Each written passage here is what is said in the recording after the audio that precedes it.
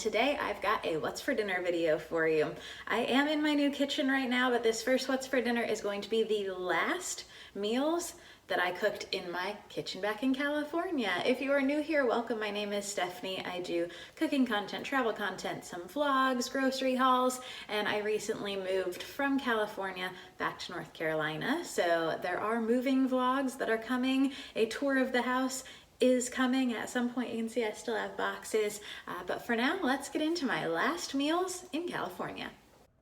Since all of these were meals leading up to my move, all of these are going to be freezer, fridge, pantry, clean out meals. So for this particular meal, I had steakums in my freezer that needed to be used up and this 3 pepper and onion blend.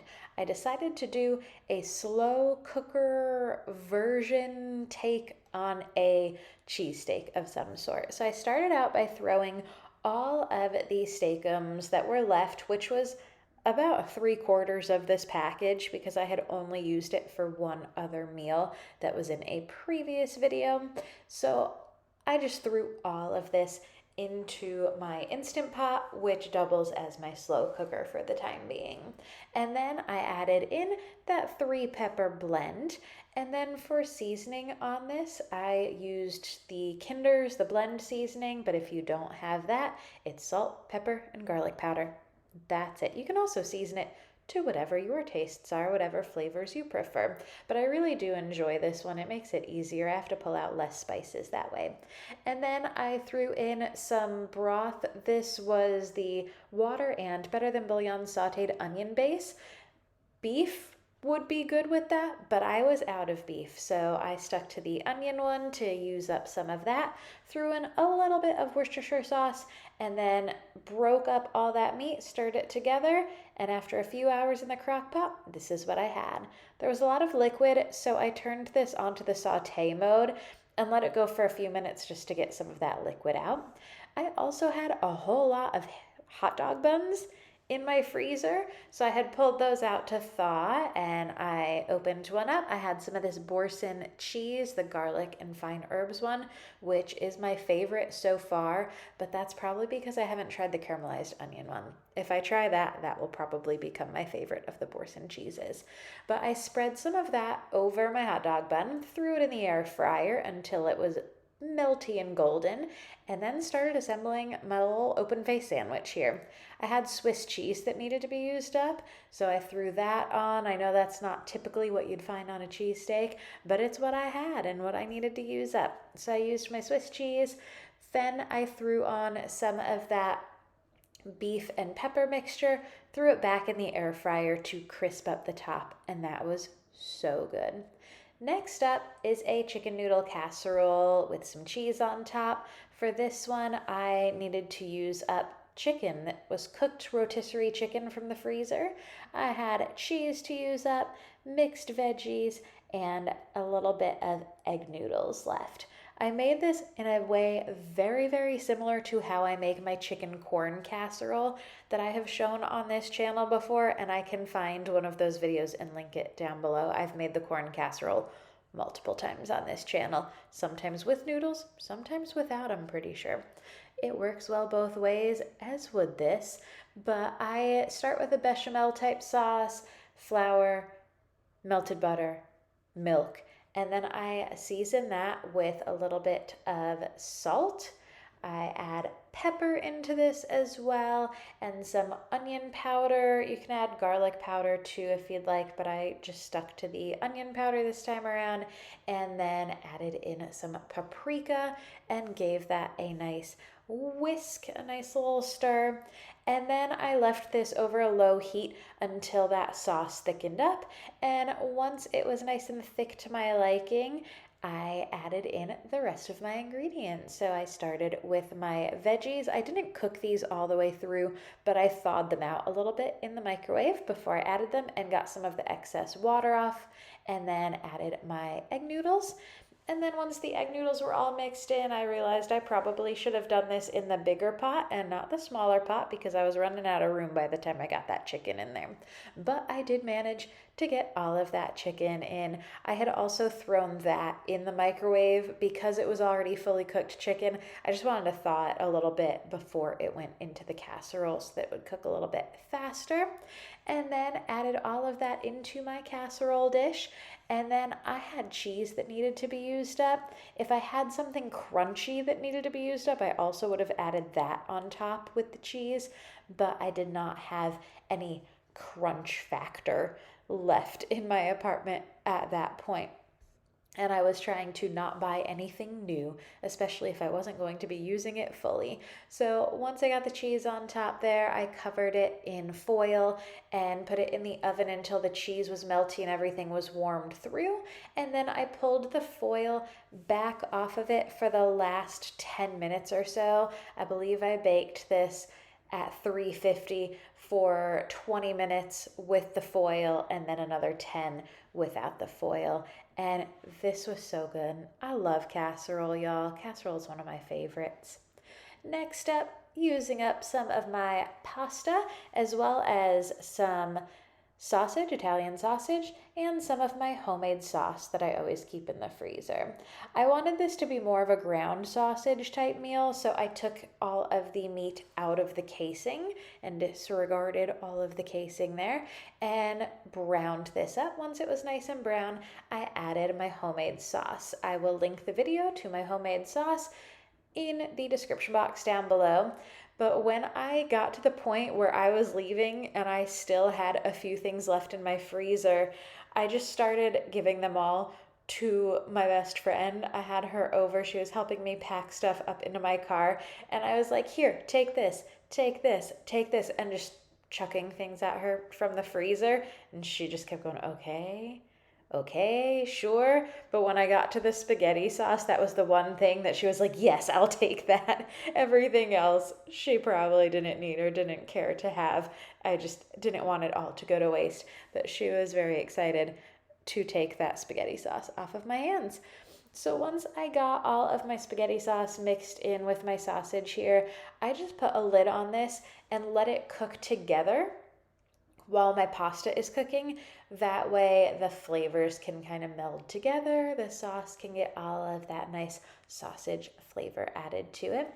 And then as for the pasta, I had, again, hot dog rolls, and I still had some of this Boursin cheese. So I decided to make a little bit of a cheesy garlic bread with some of the Boursin, a little bit of garlic powder, and the Italian cheese.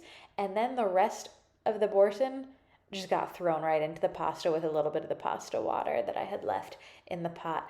I stirred that all together, and then to make this a meal, all I did was put a layer of my pasta down, and then I put a layer of my meat sauce on top, and then had it with my little cheesy garlic bread there.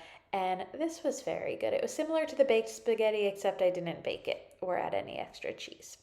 Next up, this memory is bringing back flashbacks, or this video is bringing back flashbacks, but I had pork chops left and I had a little bit of ranch that was already open because I like to sprinkle it on my English muffins. Butter and ranch on an English muffin, throw it in the air fryer. So good. But I need to finish up that ranch, so pork chops. And then I added the Kinder's The Blend to this as well, seasoned both sides, added a little bit of water, and let it cook. Now I did this exactly 2 weeks to the day before my last day of work. And I did put in more than 2 weeks notice because I had been at my job for 7 years and I knew in advance I was going to be leaving. I gave closer to 3 weeks notice instead of 2. So this day was a day that I was done with work and I just wanted to stress eat. I kept saying to myself, oh yeah, this is why I'm leaving. Y'all, I did not leave hating my job, but there were days, and this was one of them. So I really wanted to not eat this meal. I knew I had it in the crock pot. I knew I should eat it, but I did well. I resisted the urge to just stop at McDonald's instead on the way home. But then I got home and I walked in the door and my apartment smelled terrible. so bad. And I thought, did something go wrong with my pork? What happened?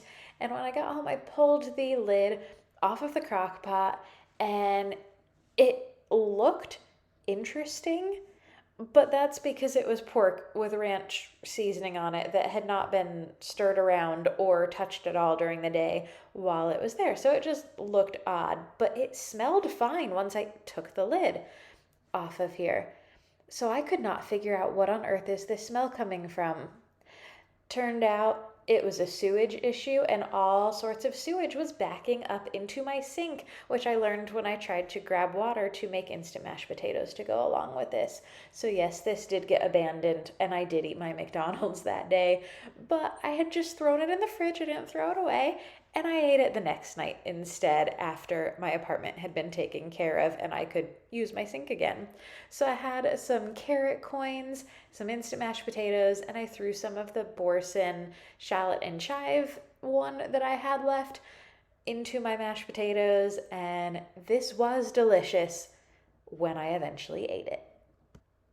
Does anyone else have nights when you just have a bag of frozen veggies and call it a day? Because sometimes I do that, and this was one of those days. I had mixed veggies with butter, salt, and pepper on them. That was that, and it used up something out of the freezer. And then for the last meal of this video, and the last meal that I cooked in my kitchen in California, I've got some pork. I had a lot of this pork from Costco. Those are those nice thick chops, and I got the big pack of them, the family pack, on one of my very first trips to Costco, and used my vacuum sealer to seal up all this pork. I froze them in individual chops, and these are so good. I will be getting these pork chops again once I start stocking up my freezer a little bit more here. I threw those into the slow cooker with the last of my barbecue sauce on there, and then added a little bit of water and spread the barbecue sauce over the top of it. You could add more seasoning to this if you'd like, but I didn't feel the need to. That's a pretty flavorful barbecue sauce, so I thought that would be enough, and it was. And then I just let this cook all day while I was at work in the slow cooker, came home and shredded it up. I know generally pulled pork is not from pork chops, but it worked for me. And then for my sides, I had this bag of roasted corn from Trader Joe's, as well as the last serving of my tater rounds. I also had some cheese that needed to be used up, so I decided to do kind of a cheesy tater tot type deal. So I started with cheese. I had some of my potato ole copycat Taco John's seasoning that I've shown before, and I can try and find that video and link it for you down below as well. And I took my tater tots out of the air fryer, threw them right into that bowl, shook them up, gave them a nice shake, and then I threw these onto a piece of foil and put them back in the air fryer to let that cheese melt over them. And look how good these look. I mean, they kind of don't look as appetizing, but they were very good in person. Thank you so much for watching. I hope y'all enjoyed this video, and if you did, I hope you give it a thumbs up and hit that subscribe button down below. I've got more content coming your way. I've got moving vlogs, a tour of the house. I also am going to have, of course, more grocery hauls and cooking content. I'll have a video coming out this Sunday, which is going to be part of a Croctober collab, so I'll have some slow cooker meals for you as my first meals cooked in this new kitchen. And then just a little bit of a schedule change. I am going to be shifting my what's for dinners that have been on Wednesdays. Now that I am working a more conventional Monday to Friday schedule, I'm going to be putting those what's for dinners back to Sundays. And then grocery hauls, I'm still figuring out what day of the week those are going to be. Potentially it will shift to those being on Wednesdays. If you have a preference, let me know in the comments, or if you're just happy that I'll finally be putting out more content, let me know that in the comments as well. But thank you for watching.